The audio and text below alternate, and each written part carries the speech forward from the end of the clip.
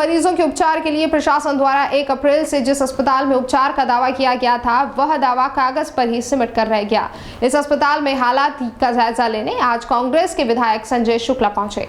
विधायक शुक्ला आज सुबह अपने साथियों के साथ कनाडिया रोड स्थित सेवाकुंज अस्पताल के दौरे पर पहुंचे। इस अस्पताल में मरीजों के उपचार के लिए 300 बेड हैं।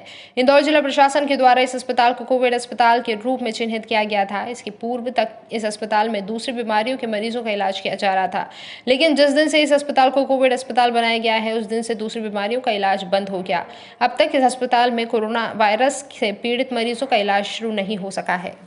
विधायक शुक्ला ने कहा कि इस अस्पताल में सारी सुविधा और व्यवस्था है, डॉक्टर है, नर्स है, सभी कुछ है, लेकिन यदि नहीं है तो केवल ऑक्सीजन की सप्लाई। इसके चलते इस अस्पताल में मरीजों का इलाज शुरू नहीं हो सका है।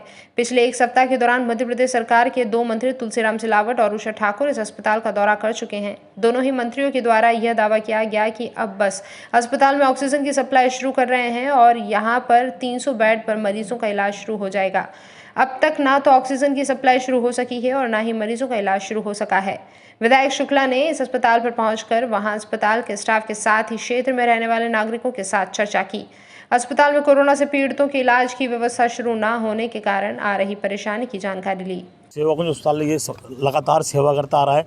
ये सबसे पहले इसके पहले जो नॉर्मल पेशेंट थे उनके लिए था, ये जो नॉर्मल डिलीवरी होती थी हमारे खनाड़िया गांव और इसके आसपास के जितने गांव के लोग यहाँ आ रहे थे, लगातार इनकी सेवा हो रही थी।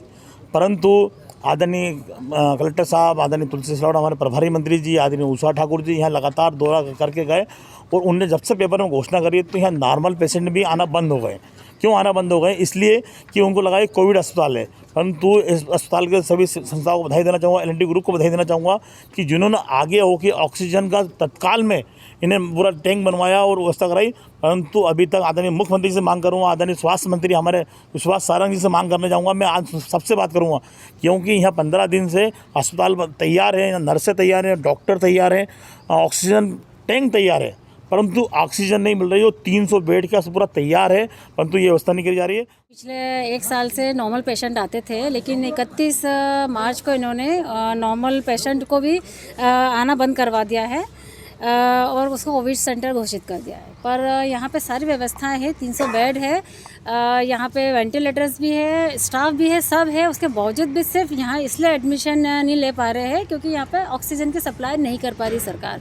तो मैं सरकार से भी ये निवेदन करती हूँ कि इस भयावह स्थिति में, जबकि इंदौर के हर हॉस्पिटल में बेड नहीं मिल रहे हैं, 1 बेड पे लोग 3-3 अब मरीजों को रख रहे हैं कोविड सेंटर में, जब आपने इसको अलॉट किया है तो यहाँ पे ऑक्सीजन सप्लाई करें ताकि यहाँ पे भी लोगों को सेवा करने का, यहाँ के स्टाफ को इनको मौका मिले। 100 बेड रेडी हैं, HDU बेड, ICU सभी रेडी है, स्टाफ रेडी है, नर्सिंग स्टाफ, डॉक्टर्स, मैनेजमेंट सभी रेडी हैं। लेकिन हमारे यहाँ ऑक्सीजन जो प्लांट है वो रिफ़िल नहीं हुआ है।